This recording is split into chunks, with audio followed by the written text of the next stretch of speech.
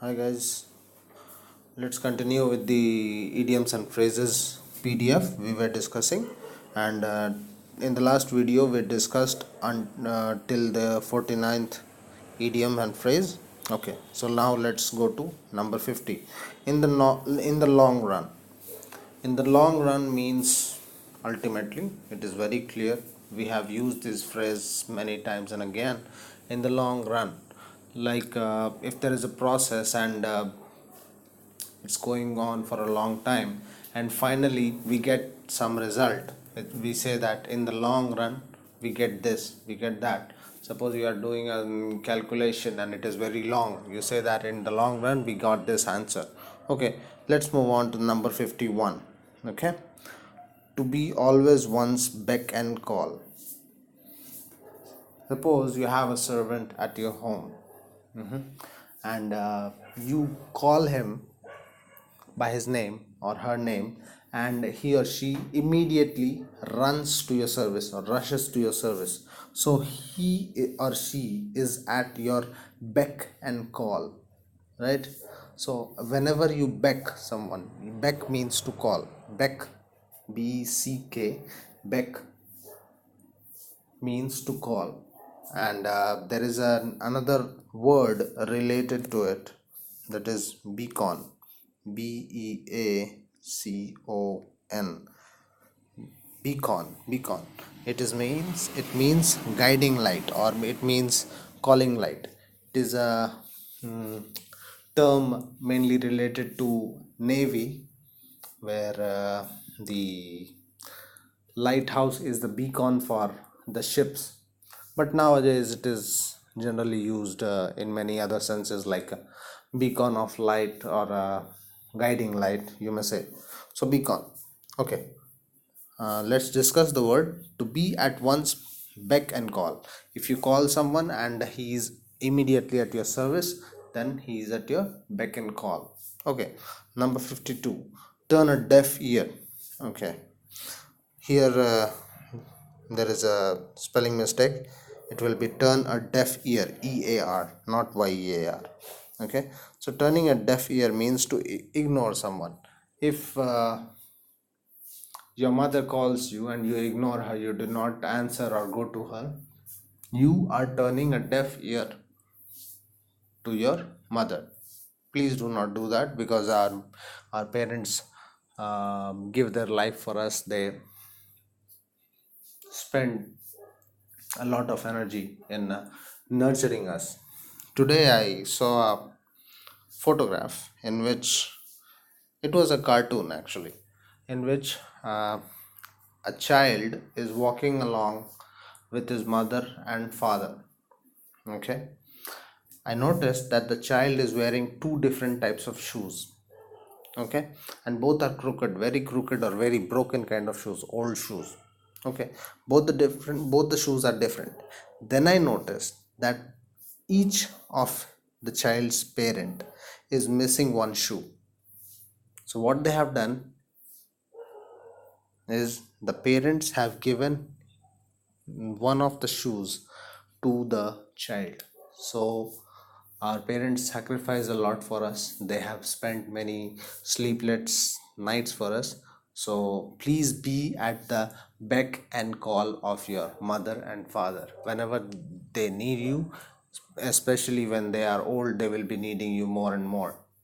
Okay, so please do not forget your parents. Okay, let's move on.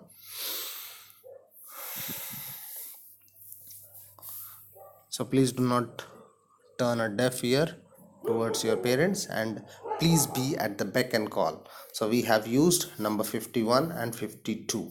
Okay, now let's move on to number 53. At one's wits end. At one's wits end means confused, perplexed, your mind has stopped, you are totally in a dead end situation, you cannot think further. Generally, when I try to solve some algebra problems, I find myself at my wits' end in some questions. It takes me a long time. It takes me a long time to do that. Sometimes I get stuck. So I am at my wits end. Okay, so be puzzled, confused, perplexed. Perplexed is a very good word. Perplexed means to be confused, or your mind has reached a dead end. You cannot think any further. Okay. Number 54. To fight tooth and nail. To fight with all the might you have. Okay. So it says to fight in a determined way for what you want. If you are fighting tooth and nail for your competitive examinations, that means you are struggling very hard with all your might. Okay, so that is the meaning of to fight tooth and nail. You are trying to grab it by any chance. Okay, so everybody please fight tooth and nail to get your competitive exams cracked. Okay, move on. Number 55, the green-eyed monster, used as a way of talking about jealousy. See, it's a very uncommon and very illogical idiom, but it has been used since um, olden times when English was called archaic. Till then, since then, it has been used. The green-eyed monster means to be jealous of someone, used as a way of talking about jealousy. If you are a green-eyed monster, that means you are jealous of someone. Okay, jealousy. Moving on to the next one. Set the record straight. To correct the account. If your friend is having a wrong opinion about you, if your parents have a wrong opinion about you, if your parents think that you're not studying and spending a lot of time on Facebook and WhatsApp and whatsoever, so please explain to them that no, I am using my mobile or my laptop or my whatever gadget you have, iPhone, iPad, to study and not to do Facebook, WhatsApp, etc. So please do not take me wrong. So you are setting your account straight. So you are clearing out the confusion and clearing out the your name. You are clearing out your name. So that is setting the record straight. Number 57. Okay, number 57. Sorry.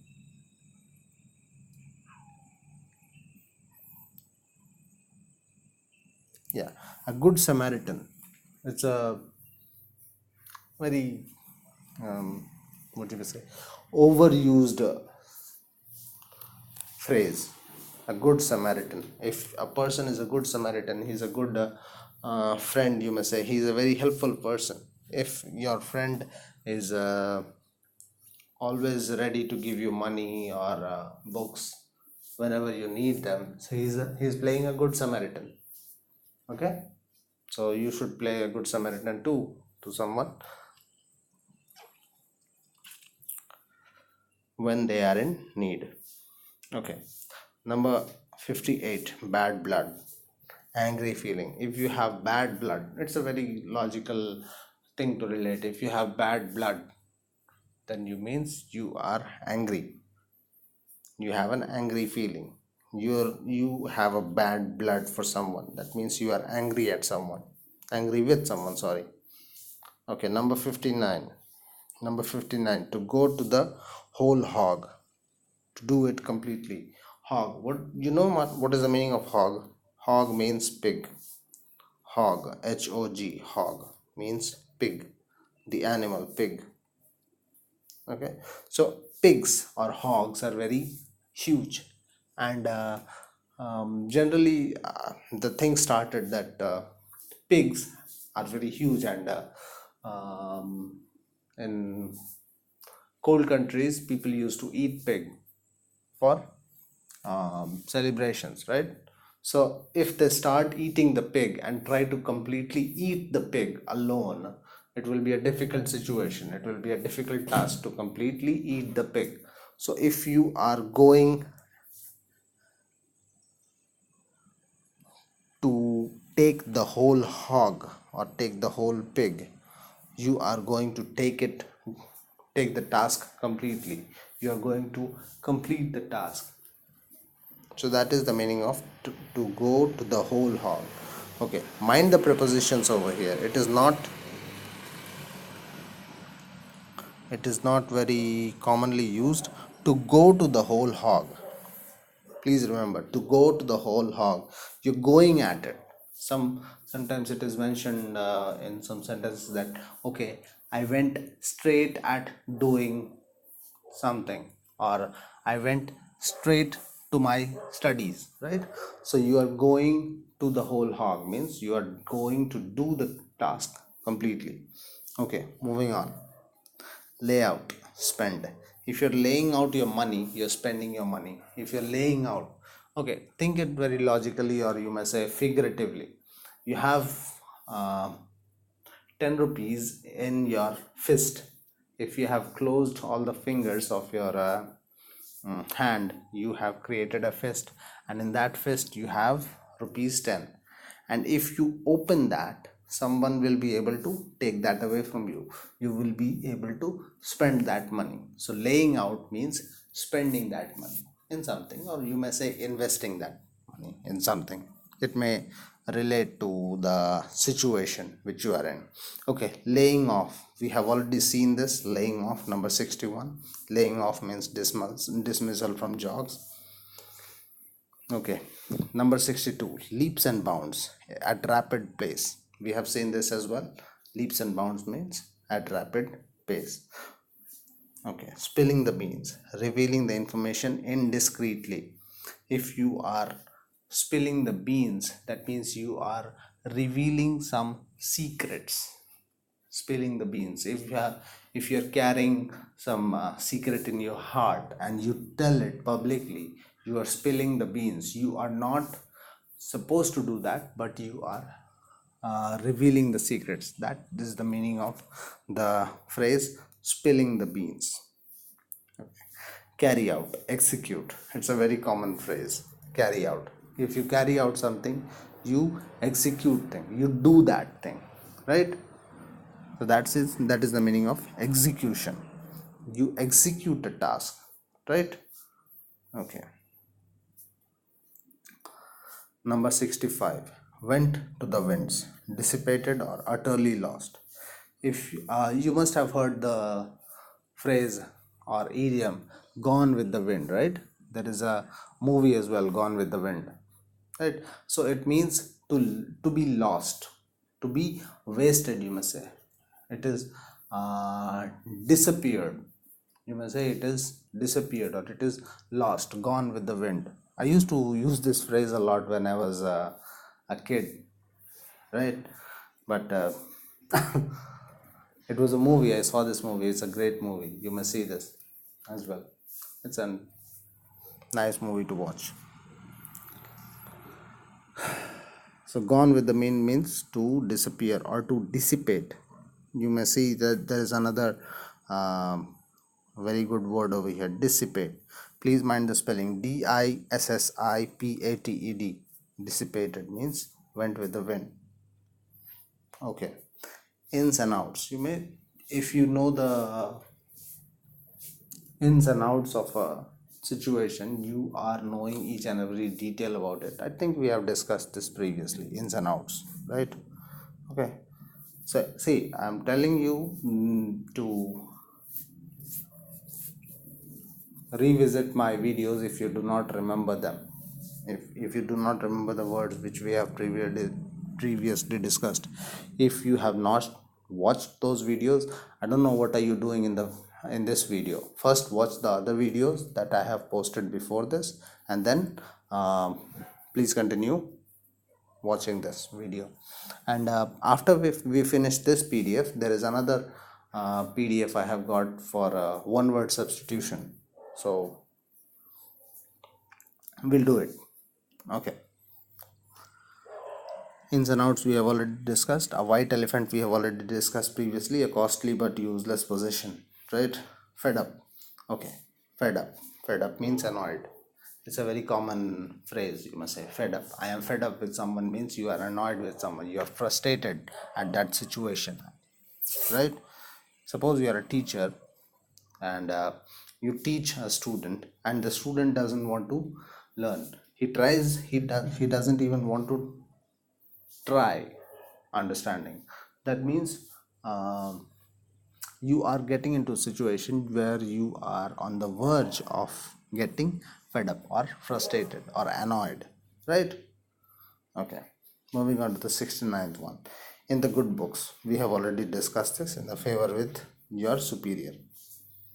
70, number 70, sharp practices. Sharp practices means dishonest means. If you are not honest, you are using sharp practices. Your practices are not comfortable, your practices are not smooth, your practices are sharp. Sharp. If something is very sharp, that is uncomfortable for you, for the other people who face the situation. So that is a dishonest means. If you are practicing sharply, that means you are living your life in dishonesty. Okay, it may be with anything. Suppose you are studying and you are not studying very regularly, or very you are not studying on a regular basis, or maybe you have opened your laptop or YouTube for watching some educational videos, and instead you go for very funny videos like some jokes and other things. I may not say the name because there are many like Dinchak Puja and all, so the list goes on. Okay, so please do not practice sharply while studying. You must study honestly. Okay, number 71, in high spirits, full of hope and enthusiasm. See, full of hope and enthusiasm means in high spirits. When your spirits are high, spirits, what is the meaning of spirit over here? It is not the alcohol, but it is the soul. If your spirit is high, that means your soul is high, your enthusiasm is high, you are at a great energy level, your energy level is elevated, that means you are in high spirits. Okay, shake in shoes. Shake in shoes means tremble with fear.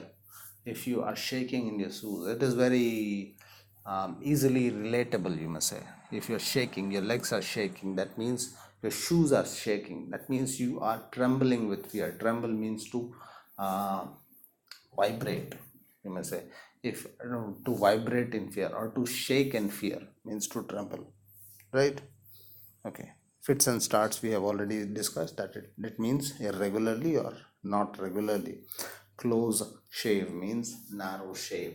We have already seen this, narrow shave, or you may say narrow save, SAVE as well will work over here. Narrow shave. If you get a close shave, that means you are saved from the disaster or the bad situation just by an inch or something. Mainly it is used with accidents. There was a close shave, right? Okay, move on. Number 75, take with a grain of salt. To listen to something with considerable doubt. See, take this example. Suppose you go to a friend's house. Okay, your friend has told that his wife cooks great meal, right? But you have already tasted it before, like this is the second time you're going to your friend's house. So this time what you will do, um, you already know that the wife is not that good a cook, right? So what you do, if you previously experienced that the dal or the pulses did not have salt in it, so you will take some extra salt beforehand and keep it aside, so that you can mix the salt in the pulse while eating. So you are doubtful whether the person has done a good job or not. So you are taking with a grain of salt, right? So you are listening to someone with considerable doubt. So now let us relate to this example. You are talking to a person whom you know is very deceitful, he is a cheater, but since you have to hear him, you have to hear him, right? You have to listen to him, but you will have a doubt in your mind whether this person is telling the truth or not, whether this person is honest or not. So you are doubtful about the situation. Okay, I'll upload this, and I'll be recording the next video now. So see you in the next session. Bye bye, take care.